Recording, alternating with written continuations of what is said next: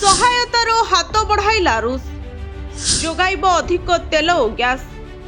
ଭାରତର ବିପଦ ବେଳର ବନ୍ଧୁ ରୁଷ ପୁଣି ଏକ ସଂକଟ ସମୟରେ ଭାରତକୁ ସାହାଯ୍ୟ କରିବାକୁ ଆଗେଇ ଆସିଛି।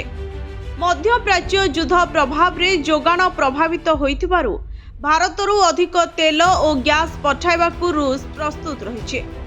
ବିଦେଶ ମନ୍ତ୍ରୀ ଏସ୍ ଜୟଶଙ୍କର ଓ ଜାତୀୟ ସୁରକ୍ଷା ପରାମର୍ଶଦାତା ଅଜିତ ଡୋଭାଲଙ୍କ ସହ ରୁଷର ପ୍ରଥମ ଉପପ୍ରଧାନମନ୍ତ୍ରୀ ଡେନିସ୍ ମାଣ୍ଟୁରୋଭ ଏକ ବୈଠକରେ ଦ୍ୱିପାକ୍ଷିକ ସହଯୋଗିତାକୁ ନେଇ ବ୍ୟାପକ ଆଲୋଚନା କରିଛନ୍ତି। ସେ ପ୍ରଧାନମନ୍ତ୍ରୀ ନରେନ୍ଦ୍ର ମୋଦିଙ୍କୁ ମଧ୍ୟ ଭେଟିଛନ୍ତି। ଅର୍ଥମନ୍ତ୍ରୀ ନିର୍ମଳା ସୀତାରମଣଙ୍କ ସହ ମଧ୍ୟ ଆଲୋଚନା କରିଛନ୍ତି। ଆଲୋଚନା ବେଳେ ତୈଳ ଓ ଗ୍ୟାସ୍ କ୍ଷେତ୍ରରେ ସହଯୋଗିତା ବଢ଼ାଇବା ଉପରେ ଗୁରୁତ୍ୱପ୍ରଚାର କରାଯାଇଛି। ଭାରତକୁ ତୁରନ୍ତ ଅଧିକ ତେଲ ଓ ଗ୍ୟାସ୍ ଯୋଗାଇବାର କ୍ଷମତା ରୁଷୀୟ କମ୍ପାନୀମାନଙ୍କ ପାଖରେ ରହିଛି ବୋଲି ମାଣ୍ଟୁରୋଭ କହିଛନ୍ତି। ମଧ୍ୟପ୍ରାଚ୍ୟ ଯୁଦ୍ଧ ପାଇଁ ହର୍ମୁଜ ପ୍ରଣାଳୀରେ ଜାହାଜ ଚଳାଚଳ ବାଧାପ୍ରାପ୍ତ ହୋଇଥିବାରୁ ପଶ୍ଚିମ ଏସିଆରେ ତୈଳ ସଙ୍କଟ ଦେଖାଦେଇଛି। ଏହି ଜଳପଥରେ ପରିବହନକୁ ଇରାନ ଅଟକାଇ ଦେଇଥିବାରୁ ସାରା ବିଶ୍ୱରେ ତେଲ ଓ ଗ୍ୟାସ୍ ଦର ବୃଦ୍ଧି ପାଇଛି। ସେଭଳି ଏକ ସଙ୍କଟ ସମୟରେ ରୁଷ ସହାୟତାର ହାତ ବଢ଼ାଇବା ନିଶ୍ଚିତ ରୂପେ ଭାରତ ପାଇଁ ଏକ ଆଶ୍ୱସ୍ତି ଭରା ଖବର।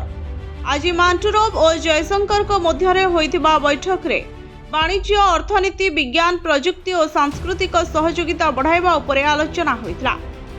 ଦ୍ୱିପାକ୍ଷିକ କାରବାର ବଢ଼ାଇବା ପାଇଁ ସ୍ୱତନ୍ତ୍ର ପଦକ୍ଷେପଗୁଡ଼ିକ ବିଷୟରେ ବିଚାର କରାଯାଇଥିଲା। ମାଣ୍ଟୁରୋଭ କହିଛନ୍ତି ଯେ 2025 ଶେଷ ସୁଦ୍ଧା ଭାରତକୁ ରୁଷରୁ ସାର ଯୋଗାଣ 40% ବଢ଼ିଛି।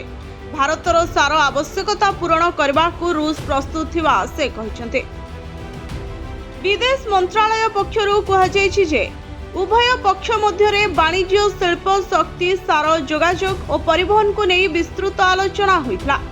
ପ୍ରଯୁକ୍ତି, ନବସୃଜନ ଓ ଗୁରୁତ୍ୱପୂର୍ଣ୍ଣ ଖଣିଜ କ୍ଷେତ୍ରରେ ଥିବା ନୂଆ ସୁଯୋଗ ବିଷୟରେ ମଧ୍ୟ ଦୁଇ ଦେଶ ଆଲୋଚନା କରିଥିଲେ।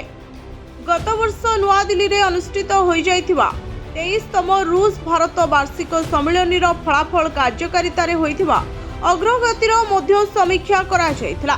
ସେହି ସମ୍ମିଳନୀରେ ରୁଷ ରାଷ୍ଟ୍ରପତି ଭ୍ଲାଦିମିର ପୁଟିନ ଓ ପ୍ରଧାନମନ୍ତ୍ରୀ ମୋଦି ଯୋଗ ଦେଇଥିଲେ। ଉଭୟ ନେତା 2030 ସୁଦ୍ଧା ଦ୍ୱିପାକ୍ଷିକ ବାଣିଜ୍ୟ କାରବାରକୁ $10,000 କୋଟି ରେ ପହଞ୍ଚାଇବାର ଲକ୍ଷ୍ୟ ଧାର୍ଯ୍ୟ କରିଥିଲେ। Bureau report, Odisha first.